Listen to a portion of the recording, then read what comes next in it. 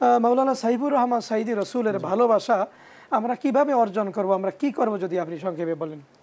রসুল আরবি সাল্লাল্লাহু আলাইহি ওয়াসাল্লামকে ভালোবাসতে হবে, এটাই চিরসত্য এবং এটাই আল্লাহ রাব্বুল আলামিনের নির্দেশনা।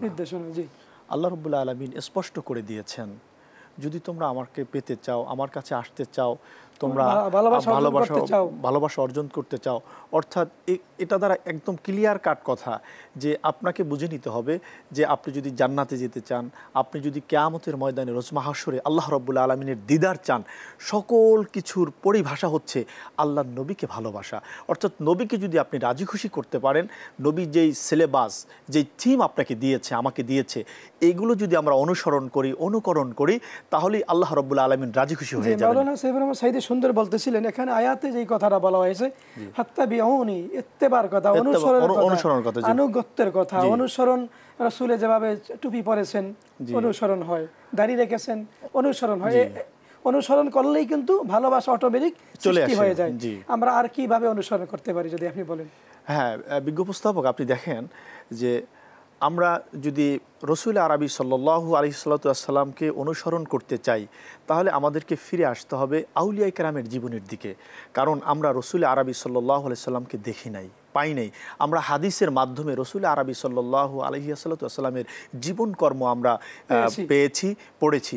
তবে বাস্তব যে নমুনা, আল উলামায়ে ওয়ারাসাতুল আম্বিয়া, অর্থাৎ হক্কানি রব্বানি অলিগণ, আউলিয়া কেরামগণ, আলেমগণ এটার বাস্তব নমুনা চিত্র আমাদের ধারে তুলে ধরেছেন যে রসুল আরবি সাল্লাল্লাহু আলাইহি ওয়াসাল্লাম কীভাবে টুপি পরিধান করতেন, রসুল আরবি সাল্লাল্লাহু আলাইহি ওয়াসাল্লাম কীভাবে জামা পরতেন, অর্থাৎ লেবাসুত তাকওয়া যালিকা খায়র।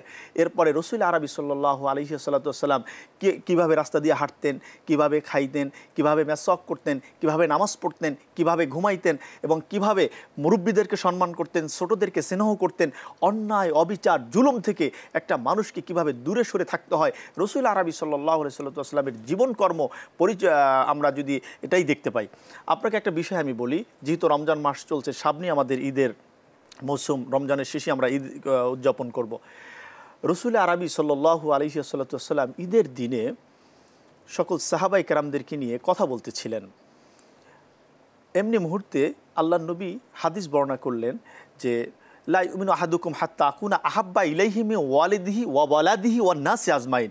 অর্থাৎ আল্লাহর নবী স্পষ্ট করে দিলেন যে আমি নবীকে যদি তোমরা তোমাদের জীবন, প্রথমত কি তোমার জীবন ক্লিয়ার করতে হবে বিষয়টা, যে প্রথমত হচ্ছে আমার নিজের জীবন, এরপরে আমার পিতামাতা, আমার ধন সম্পদ, ছেলে মেয়ে, স্ত্রী, অর্থাৎ পৃথিবীর নিজের জীবনের থেকে তার কিছু না, এর থেকে আর বেশি কিছু হতে পারে না।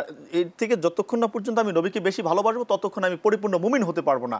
রসুল পাক সাল্লাল্লাহু আলাইহি ওয়াসাল্লাম হচ্ছেন শরীয়তের মানদণ্ড। অর্থাৎ রসুলের ভালোবাসা পেতে হলে রসুল আরবি সাল্লাল্লাহু আলাইহি ওয়াসাল্লাম যেইভাবে দিক নির্দেশনা আমাদেরকে প্রদান করেছেন, যেমনিভাবে আমাদেরকে মানুষকে সালাম প্রদান করা, তারপরে ক্ষুধার্ত মানুষকে খাবার খাওয়ানো, তারপরে সত্যবাদী হওয়া, সত্য কথা বলা, মিথ্যাকে পরিহার করা, হক রক্ষা করা, অর্থাৎ অন্যের হক নষ্ট না করা এবং আল্লাহ রাব্বুল আলামিনের হককে যথাযথ মর্যাদায় পালন করা।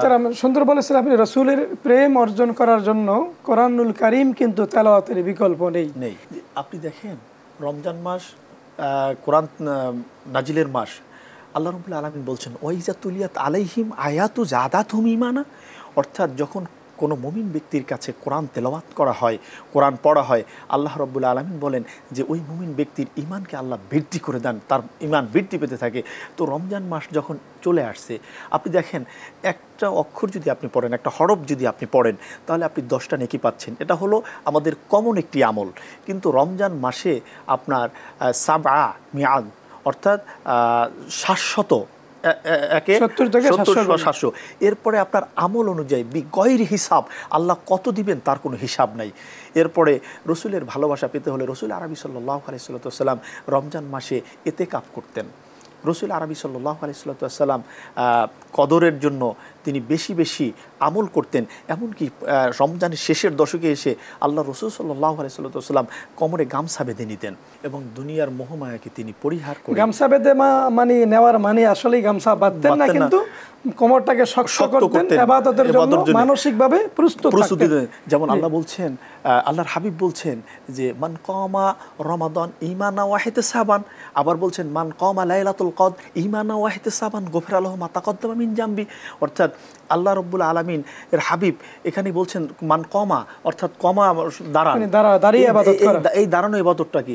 এটা দ্বারাকে তারাবির নামাজ বোঝানো হয়েছে, এরপরে কিয়ামুল লাইল বোঝানো হয়েছে, এটা দ্বারা তাহাজ্জুদের নামাজ বোঝানো হয়েছে।